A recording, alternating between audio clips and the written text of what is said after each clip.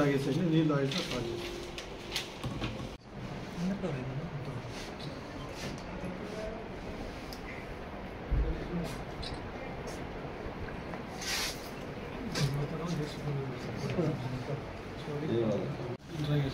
అంటే అతని డబ్బు దీంట్లో ఇంట్రాగేషన్ సింపుల్ అది.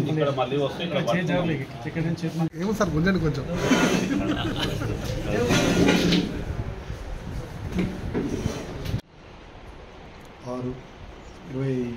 6/24 మార్నింగ్ అందాజా 9 గంటల ప్రాంతంలో మా ఇబ్రహీంపట్నం పోలీస్ స్టేషన్ నందు జి నగేష్ అనే స్థానిక వ్యాపారస్తుడు బాలాజీ కిరాణం నడుపుతూ మంచాల రోడ్లో ఉంటుంది.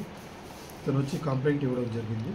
ఆ కంప్లైంట్ యొక్క వివరాలు ఏంటంటే, తన షాప్లో దాదాపు 5 లక్షల రూపాయలు విలువ 5 లక్షల రూపాయలు క్యాష్, తర్వాత ఒక తులం బంగారు కాయిన్ దాంట్లో పెట్టిపోతే గుర్తు తెలియని వ్యక్తులు అక్రమంగా బ్యాక్ నుంచి ప్రవేశించి తాళాలు పగలగొట్టి దాన్ని తీసుకెళ్ళిపోయారని దీని మీద ఫిర్యాదు ఇవ్వడం జరిగింది.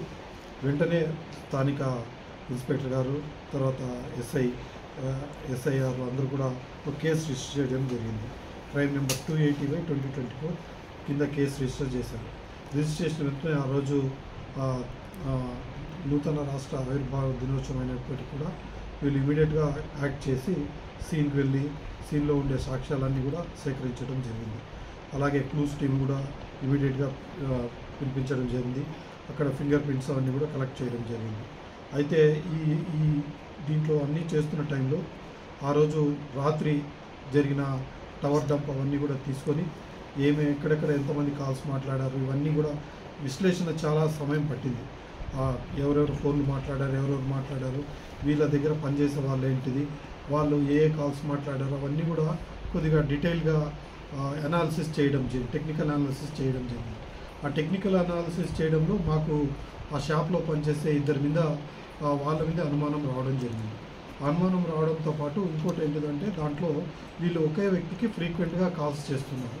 ఆ ఫ్రీక్వెంట్గా కాల్స్ చేస్తున్న వ్యక్తిని ఎవరనేది మా ఎస్ఐలు రామకృష్ణ, తర్వాత మారయ్య, తర్వాత హెడ్ కానిస్టేబుల్ సత్యనారాయణ, బాబురావు, మిగతా కానిస్టేబుల్ అందరూ కలిసి ఒక టీం ఏర్పడి ఈ కాల్స్ అన్నింటినీ కూడా అనలైజ్ చేసి ఆ ఒక్క కాల్ ఎవరికి పోయిందని చూస్తే చింతల వినయ్ కుమార్, ఇతను వడ్డే వెంకటేష్ అనే వ్యక్తి బంజారా హిల్స్లో ఉంటాడు. ఇతడు పాత నేరస్తుడే. ఇతడు బంజారా హిల్స్లో కూడా ఒక సెల్ ఫోన్ దొంగతనం కేసు ఉంది. అలాగే జడ్చర్లలో కూడా ఒక బైక్ దొంగతనం కేసు ఉంది. ఈ రెండిటి చేసిన వ్యక్తి వాళ్ళ ఇతర సహకారం తీసుకొని 1వ తారీఖు రాత్రి ఈ మన ఊరికి వ్యాన్ తీసుకొని రావడం జరిగింది.